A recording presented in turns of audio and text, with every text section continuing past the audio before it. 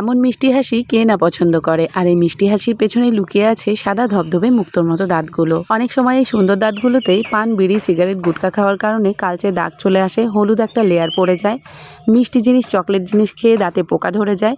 আবার ওষুধের সাইড ইফেক্টেও দাঁতে কালচে দাগ চলে আসে। আবার বাচ্চাদের অত্যন্ত চকলেট খাওয়ার কারণে দাঁতে পোকা ধরে যায়। দাঁতের যত শক্ত, কঠিন, পাথরই হোক না কেন এক নিমেষে গলিয়ে দেবে এই রেমেডি। আমার তৈরি আজকের এই রেমেডিটা যদি আপনারা নিয়মিত ব্যবহার করেন তাহলে আর ডেন্টাল ক্লিনিকে গিয়ে মোটা অঙ্কের টাকা খরচ করে পোকা দাঁত তুলে আসতে হবে না বা প্লাক তুলে আসতে হবে না। আর আজকের এই রেমেডিটা সপ্তাহে 2 থেকে 3 বার ব্যবহারের ফলে মাত্র 1 থেকে 2 সপ্তাহের মধ্যে আমাদের দাঁতের মাড়ির ফোলাভাব, মাড়ি থেকে রক্ত বেরোনো, দাঁতের ক্যাভিটি, দাঁতে প্লাক জমা, দাঁতের পোকা বা পান, বিড়ি, গুটখা খাওয়ার জন্য যে মোটা লেয়ার পড়ে যায় সব কিছুই কিন্তু রিমুভ করবে আজকের এই রেমেডি মাত্র কয়েকবার ব্যবহারের ফলেই। আর ঠান্ডা বা গরম খাওয়ার জন্য তীব্র শিরশিরানি হয়, সেই শিরশিরানিও কিন্তু এই রেমেডি দূর করবে। আর দাঁতের নানা রকম সমস্যা একেবারে নির্মূল করবে আজকের এই রেমেডি। তো কিভাবে তৈরি করব চলুন দেখে নেওয়া যাক। আর শুরুতেই নিয়ে নিয়েছি একটা টমেটো। আর এই টমেটোর মধ্যে থাকা লাইকোপেন এটি একটি অ্যান্টিঅক্সিডেন্ট যা আমাদের দাঁতের মাড়ির প্রদাহ বা জ্বালা পোড়া কমায় এবং ক্ষতিকারক প্লাক সৃষ্টিকারী ব্যাকটেরিয়ার বিরুদ্ধে লড়াই করে। আর এতে থাকা ভিটামিন এ, সি আমাদের মুখের সার্বিক স্বাস্থ্য রক্ষা করে। আর এই একটা টমেটো পুরোটাই লাগবে না, আমি এখানে অর্ধেকটা গ্রেট করে নেব। আমার মাত্র 2 থেকে 3 দিন যেহেতু ব্যবহার করতে হবে সপ্তাহে, এটা অনেক দিন রেখে ব্যবহার করা যাবে না, তাই আমি এখানে অর্ধেকটা গ্রেট করে নিচ্ছি যাতে 2 থেকে 3 দিন সহজে ব্যবহার করা যায়। আর এখানে দিয়ে দিচ্ছি আমি 1 চিমটি হলুদ। এই হলুদে আছে কারকিউমিনের মতো সক্রিয় উপাদান যা দাঁতের ব্যাকটেরিয়া আক্রমণ থেকে বাঁচায় এবং প্লাক নিয়ন্ত্রণ করে আর দাঁতের যন্ত্রণার হাত থেকে রক্ষা করে। এই দুটো উপাদানকে ভালো করে মিশিয়ে নিতে হবে। এরপর দিয়ে দিচ্ছি আমি 1 চিমটি বেকিং সোডা বা খাবার সোডা। এটি একটি ক্ষারীয় উপাদান হিসেবে কাজ করবে যা আমাদের দাঁতের প্লাক কমাবে, দাঁতের কালচে থেকে হলদেটে যে কোনো জেদি দাগ কিন্তু এক নিমেষে তুলে ফেলবে। আর দাঁতে যদি শক্ত মোটা পাথর জমে থাকে সেই পাথরও কিন্তু এক নিমেষে গলিয়ে দেবে এই বেকিং সোডা। এছাড়া দাঁতের এনামেল নষ্টকারী অ্যাসিডকে নিয়ন্ত্রণ করে মুখের খারাপ ব্যাকটেরিয়াগুলোকে মেরে ফেলবে আর মুখের দুর্গন্ধ কমাবে। আর এখানে লাগছে আমাদের 8 থেকে 10 ফোঁটা সরিষার তেল। সরিষার তেল লবণ আর হলুদের সঙ্গে মিশে সক্রিয় হয়ে ওঠে যা জীবাণুনাশক হিসেবে কাজ করে, মাড়িকে শক্ত করে, প্লাক জমতে দেয় না এবং মাড়ির ব্যথা কমায়। সবগুলোকে ভালো করে মিক্স করে দিয়ে এর মধ্যে দিয়ে দেবো আমি 1 চিমটি লবণ।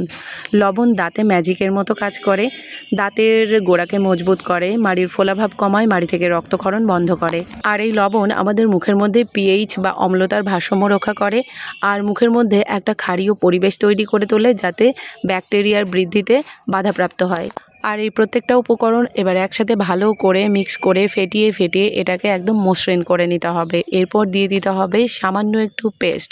রেগুলার যে পেস্ট দিয়ে আপনি ব্রাশ করেন সেই পেস্ট বা রেড পেস্ট হলে আরও ভালো হয়, যেটা খুশি আপনি মেশাতে পারেন।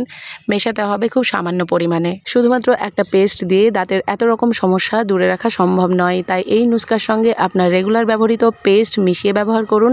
অনেক রকম উপকার পাবেন এবং দাঁতের নানা রকম সমস্যা দূরে চলে যাবে সারা জীবনের জন্য। হ্যাঁ বন্ধুরা, সত্যিই সারা জীবনের মতো সমস্ত সমস্যা আপনি দূরে রাখতে পারবেন শুধুমাত্র এই নুস্কাটা যদি আপনি রেগুলার ব্যবহার করেন তবেই। আর এই নুস্কাটা যেহেতু ঘরোয়াভাবে একদম সাধারণ কিছু উপকরণ দিয়ে তৈরি করলাম, তাই এতে কিন্তু কোনো সাইড ইফেক্ট নেই।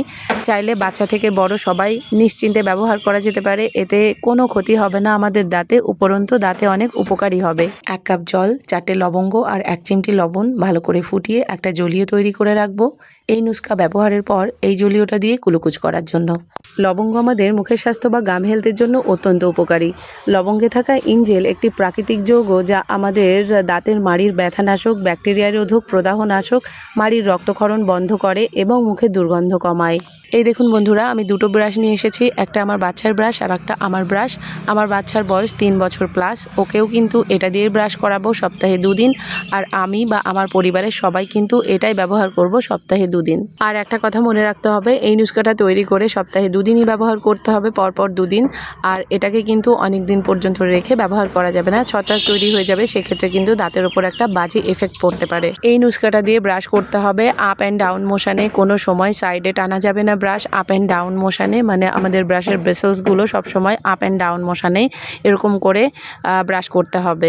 আর এটাই নিয়ম, ব্রাশ করার সময় সবসময় আপ অ্যান্ড ডাউন মোশনেই ব্রাশ করতে হয়। সাইড বাই সাইড টানলে আমাদের দাঁতের মাড়ির ওপরে বা গামের ওপরে একটা প্রেশার তৈরি হয়, সেক্ষেত্রে কিন্তু গাম থেকে রক্তক্ষরণ হতে পারে। আর একবার রক্তক্ষরণ হলেই সেই রক্তক্ষরণ থেকে ইনফেকশন ছড়াতে পারে বা অন্যান্য রোগের লক্ষণ দেখা দিতে পারে, তাই সঠিকভাবেই ব্রাশ করাটা ভীষণ দরকার। তো এবার আমি এটা মুখটা ধুয়ে নেব। তো তফাৎটা আপনারা নিজেরাই লক্ষ্য করুন। আগে আমার দাঁতটা কেমন হলদেটে ছিল, এখন কি সুন্দর পরিষ্কার হয়ে গেছে, সাদা ধবধবে হয়ে গেছে আমার দাঁতগুলো। লবঙ্গ আর লবণ দিয়ে যে জলটা ফুটিয়ে রেখেছিলাম সেটা দিয়ে এবার কুলুকুচ আর গার্গিল করে নেব। আর এটা দিয়ে কুলুকুচ করলে মুখের মধ্যে অনেকটা রিফ্রেশ হয়ে যায়, অনেকটা সুন্দর ফিল হয়। যদি আমার আজকের এই রেমেডিটা আপনাদের কোনো অংশে উপকারে লাগে তাহলে অবশ্যই একটা লাইক দিয়ে বেশি বেশি করে শেয়ার করে দেবেন, যাতে সবাই এই পদ্ধতিটা ফলো করে দাঁতের এই রেমেডিটা তৈরি করে অনেক বেশি বেশি করে উপকৃত হতে পারে। আর আজকের এই ভিডিওটা যদি ভালো লাগে অবশ্যই একটা হাইপ দিয়ে আমার চ্যানেলটি সাবস্ক্রাইব করে পাশে থাকবেন। যদি ফেসবুক পেজ থেকে দেখেন তাহলে অবশ্যই পেজটিকে ফলো করে দেবেন। সবাই ভালো থাকবেন, সুস্থ থাকবেন।